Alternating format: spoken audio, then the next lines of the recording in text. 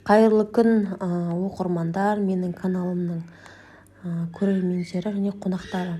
Бүгін мен отбасыма жұмыртқа бөрек деген тағамды жасағалы жатырмын.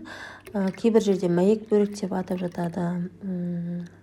Осы тағамды менің отбасыларым өте қатты жақсы көреді. Ол үшін бізге менің отбасыма 10 жұмыртқа аламын. 10 жұмыртқа, сүт, сұйық май, тұз салып жақсылап араластырасыз, және де осындай қамырын илеп, қамырына ешқандай жұмыртқа қоспайсыз, тек тұз, су, ұн жақсылап илеп, осылай дөңгелектеп, ортасына жабыстырмай ашып аласыз. Міне, дәл осылай ортасын ашып, жаңағы жұмыртқаны құйып, сосын оны жауып, қайнап тұрған суымызға саламыз. Міне осылай бір бетті көпіріп қайнау керек, сонда ол барлығы піскен деп саналады.